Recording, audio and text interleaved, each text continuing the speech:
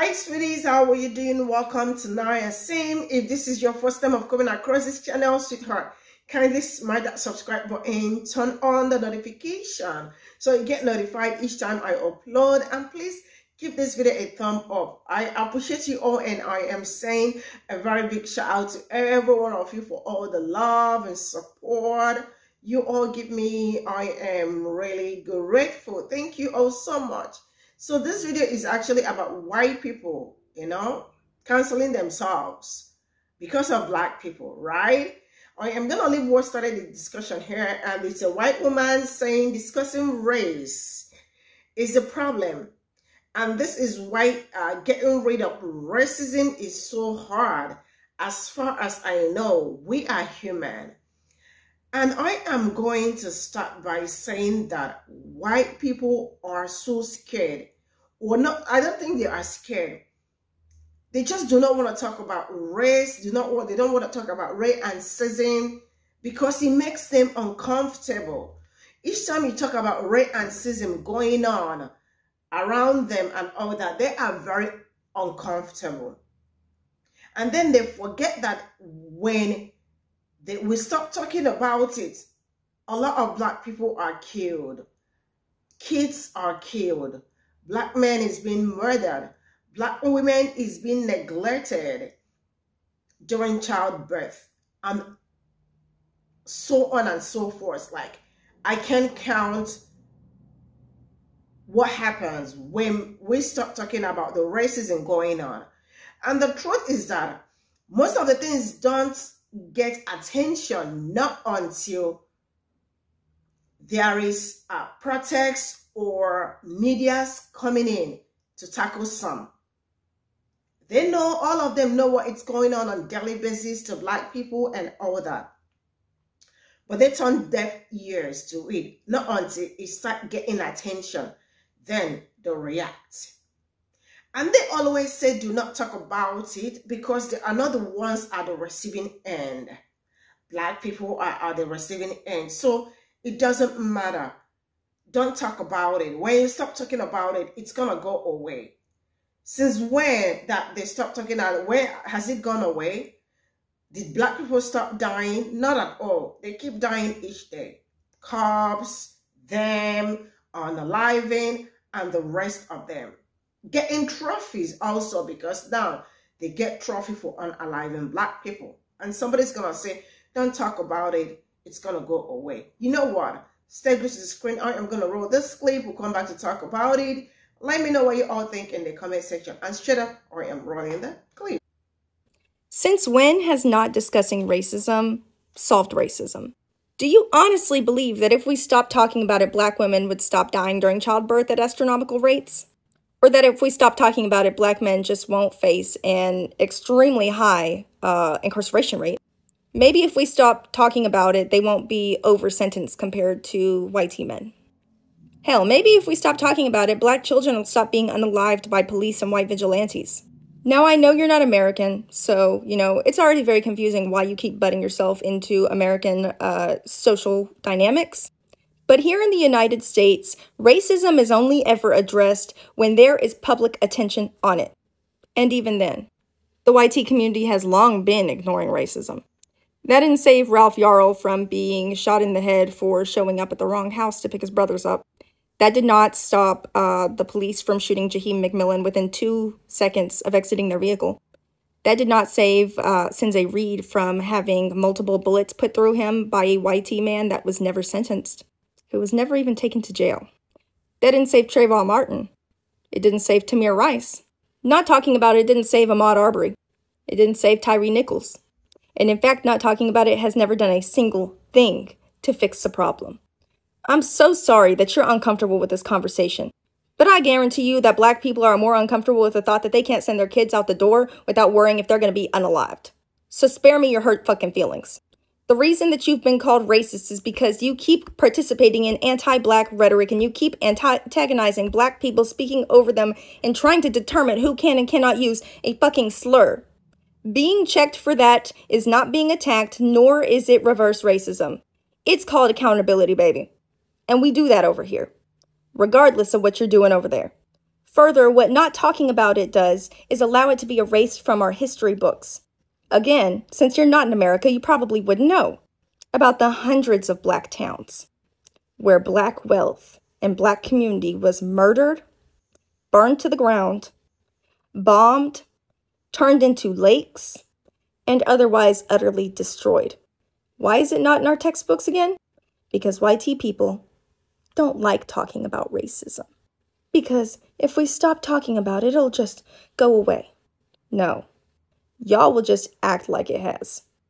And as long as people like you continue to play purposefully obtuse in these conversations and deny any form of accountability while hiding yourself behind your Black children, your Black partner, your Black friends, we will never make any true fucking progress.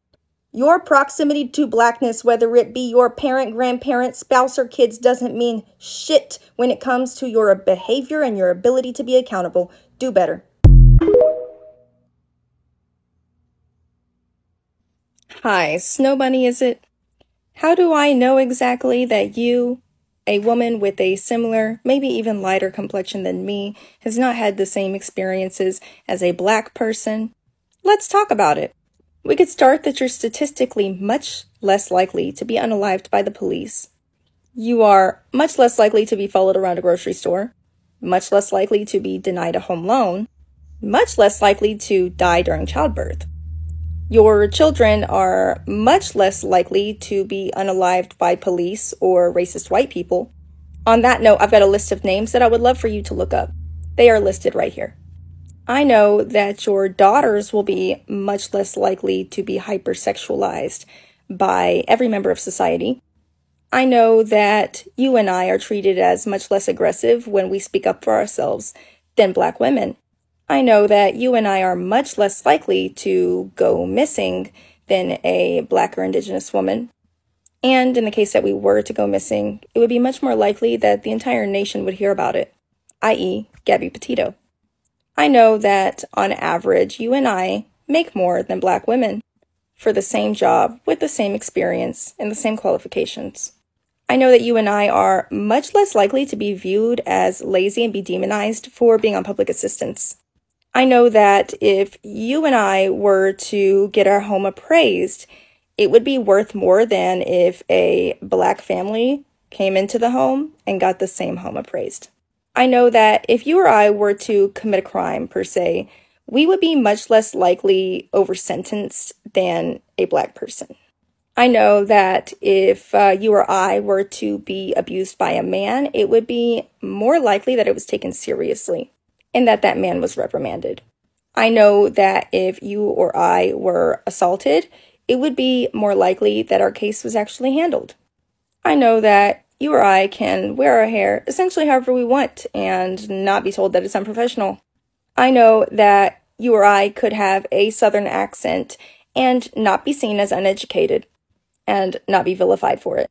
The point is, I could literally go on all day about how us as white women have entirely different experiences and privileges than Black people. In fact, it takes only a fraction of common sense to be able to see that. In fact, it's pretty embarrassing that my 6-year-old can understand that, but somehow you can't. I know it is just so hard being a white woman. We have so many barriers to things. But just for a second, we could realize that we are the second most privileged group in this country. Have the day you deserve. Number 1, tone policing definitely ain't it. Number 2, my delivery is very intentional. A lot of my chalk-colored cousins get in their feelings very easily. Yes. But as a parent of biracial children, you have to deconstruct that fragility. My page does not dance around or cater to white fragility. I'm not going to baby you. I'm not going to center on your feelings. I am going to focus on the issue and the experiences of the people affected by that issue. Further, I believe that part of white people's healing is being able to be uncomfortable with what is being said. This means being exposed to messages that may at times make them feel uncomfortable. That discomfort can lead to growth. Raising a biracial child is not a comfortable experience. It is not comfortable to watch your child struggle with anti-Blackness and racism. And the sad fact is, a lot of white parents prioritize their comfort over what their children need from them, which is to be educated, to be equipped, and to understand what they are going through. They may not be able to understand firsthand what their child is going through, but I am proof that it is completely possible for you to fully grasp the ins and outs of a person's experience in a way that you can articulate it for one, and that you can help work towards solutions. I intentionally do not cater to white people's comfort or their feelings. The world does that for them. And if they really want to learn and they really want to do what's best for their kids, they will be open to being in an environment where their feelings are not centered, where they can exist in their discomfort and continue to listen. And not listen to respond. Actively listen to understand the experience. I have as much insight as I do because I have chosen to actively listen to Black people, to biracial people. I would not understand misogynoir if I did not know how to actively listen to Black women.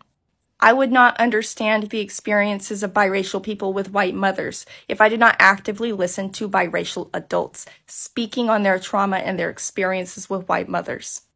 Active listening and not centering yourself in the problem is essential in so many conversations outside of this. In systemic racism and white privilege and so many different things other than being a white parent of biracial kids. I would absolutely be doing these white parents and white people in general a disservice by prioritizing their comfort, because it would inhibit their growth. It would inhibit their understanding, and it would inhibit them deconstructing problematic behaviors. So please refrain from tone policing how I am addressing white people as a white person. Thanks. Oh dear. She ate them. I love to say it when it is them, like in them against them, you know, when they are up there teaching themselves, trying to educate themselves. Black people, they have been talking, they have been saying this for years, and they don't want to listen. But I think it's a white person against white person, or white person to white person. I guess they will listen. They still do not understand what they know. They know, but they refuse to understand Black people's struggles, Black people's experiences and ordeals. They know, but they are denied.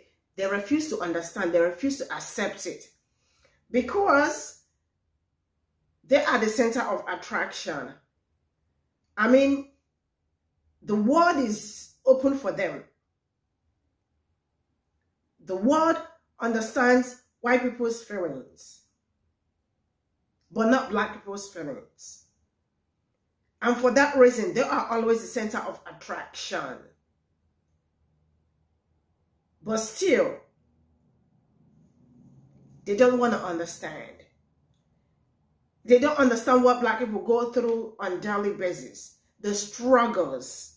The struggles are a lot. You can't even count. But it's all good the way they keep eating themselves, you know, it's all good. I love to say it. Watch them do their thing, you know.